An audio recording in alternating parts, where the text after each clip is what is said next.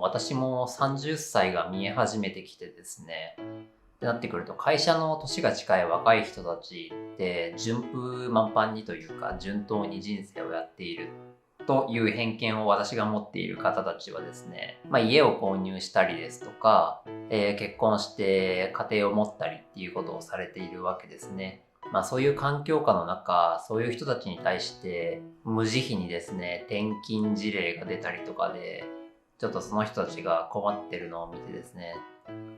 片隅でブルブル震えてますね。こんにちは、高森です。今回は大手メーカーをお勧めしない理由についてお話しします。で、お勧めしない理由なんですけども、お察しの通り、ライフプランも何もないからですね。同棲して結婚してこれから新婚生活だとか、関東圏とかにね、でかい家をドンと建てて、ここから子供を育てていこうって考えている時にですね、大手メーカーっていうのは結構無慈悲に、じゃあ君、地方の工場に転勤してねですとか、場合によっては海外に行ってねみたいなことが全然あるんですね。なので、もうライフプランとかは正直あんまり自分の求めてるものにはならないっていうところがすごく大きなリスクとしてあるかなと思いますね。率直に働いていく上でもちょっと怖いですよね。いつ、いかなる時に君転勤ねっていうか地方行ってねみたいなのが来るのかわからない環境で過ごしていくっていうのはなかなか落ち着いて生活もできない気がしますね。基本的に内示というか転勤ねって言われるのは実際にその新しい勤務地で働き始める1ヶ月前ぐらいなんですね。なのでその1ヶ月で引き継ぎとか新しい生活の準備とかね、賃貸借りてるなら退去して新しい契約先というか賃貸契約して引っ越しの手続きしてみたいなのでもうバタバタしますし、あんまりよろしくないですよね。なので、こういうライフプランの変化みたいなのが急に起こるのがもう絶対嫌だなって方は、まず大手メーカーに就職しない方がいいですよとは言っておきますね。たまにいるんですけど、大手メーカーに就職考えてるけど、大体その都心とか関東圏の勤務に確定してるから私は大丈夫だみたいな人がたまにいるんですけど、全然大丈夫じゃないですからね。私自身もですね、そういった考えの一人なので、これは強く反省しているんですけれども、確かに入社してすぐは関東圏勤務だったんですよね。なんで足を伸ばせば東京とか遊びに行けますし、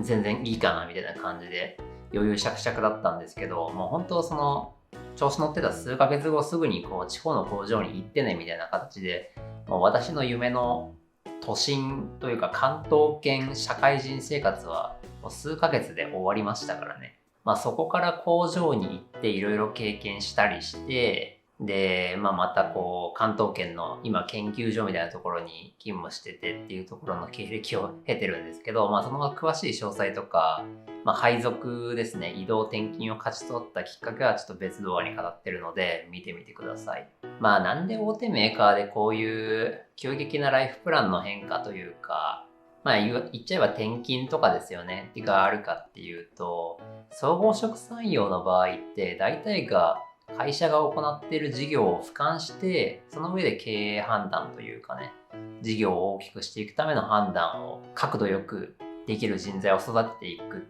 必要があるんですよね。なので総合職だと本当いろんな視点とかいろんな拠点を経験して判断をできる人材になっていかなきゃいけないっていうのがあるので、例えばなんか関東圏とか都心とかにある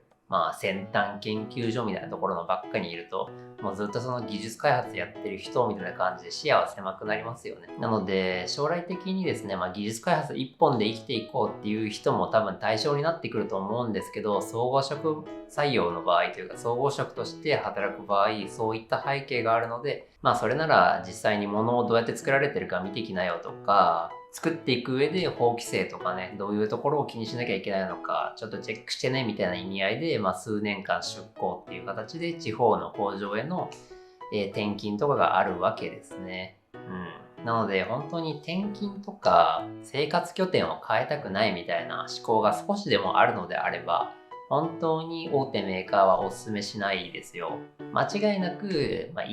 間違いなく1回は地方に飛ばされるとかは全然あると思うので、そこを覚悟をしないと、大手メーカーの就職活動というかっていうのは取り組まない方がいいんじゃないかなと思います。何となく受けといて内定を狙いに行くみたいなのはやめておいた方がよくて、自分は転勤全然 OK だよとか、キャリアを積んでいく中でそういう地方とかね、研究所勤務以外の経験が必要だよねみたいなちょっと打算も込めたりして考えられる人だったらいいと思うんですけど、絶対嫌だ、転勤嫌だみたいな人はもう本当にお勧めしないですね。これは製造業っていう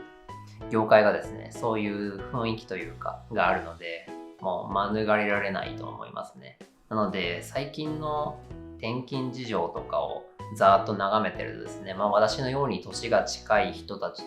もう結婚して新婚生活を送っていたりだとか、人によっては家建ててますよね。関東圏に一戸建て建ててっていう人でも普通にですね、君転勤ねって言って地方の、多分賃貸とかで暮らすのかなと思うんですけど、そういう生活をある種余儀なくされているっていう人もいますし、その若い人に限らずですね、40代ぐらいの方もなんかこれからさらなるキャリアアップのためにみたいな名目で工場に飛ばされるみたいなことがありますんで、そういうライフプランの変化っていうのは大手メーカーにつきものでございます。でですね、僕もですね、住環境の変化とか正直嫌なんですね。できるだけ関東圏で過ごしたいという思いが強いですし、ちょっと東京とかね、遊びに行きたいみたいなのも全然あるので、そこにアクセスできる関東っていう枠で勤務できたらいいなっていうのがあるんですけど、なんでその散々ここまで話してきた転勤リスクのつきまたを大手メーカーに勤務し続けているかっていうのも、別の動画で語ってはいるんですけど、やっぱり大手メーカーっていう環境がですね、ちょっとぬるま湯みたいな感じで心地いいんですね。技術開発というか今は研究開発職として仕事しているんですけれども、専門性を生かした仕事ができているっていう点は、一つやりがいとしてあってですね、楽しみながら仕事ができているっていう点がまず大きいですね。やっぱりメーカーの研究開発職みたいな感じじゃないと、結構自分がやりたい仕事はできないかなっていうのがあるので、まずそこが1点。あと、2点目はちょっと無敵の人みたいな感じになっちゃうんですけど、私はですね、これまでの人生で本当にいろんな失敗をしてきてですね、なんかあんまり失うものがないんですね。なので個人のその関東圏で暮らしたいみたいなちっちゃい要素にあんまりすがる必要はなくてですね。別に30過ぎになって地方転勤ねって言われてもですね、私は一人っていうのもありますので、気軽に拠点を移動しようかねぐらいのテンションでちょっといけるかなっていうのがありますね。なんか女性視点とかで出すとやっぱ男性側が転勤リスクがある職業とかって嫌われますよね。住環境を変化するって単身赴任とかになったらちょっと心細いとかも全然ありますからね。そういうのも考えてもですね、私は一人っていうのがあるので、全然問題ないかなという感じですね。っていうのと、地方実際ですね、配属ガチャの動画でもちょっと話したかは忘れたんですけど、実際その暮らしてみるといいところもあって、結構自分は都会っ子みたいなところがあってですね、なんか地方行くと4日というか遊ぶものもないし、交通のアクセスとかもですね、自動車持ってないと悪いんじゃないかっていうのもあって、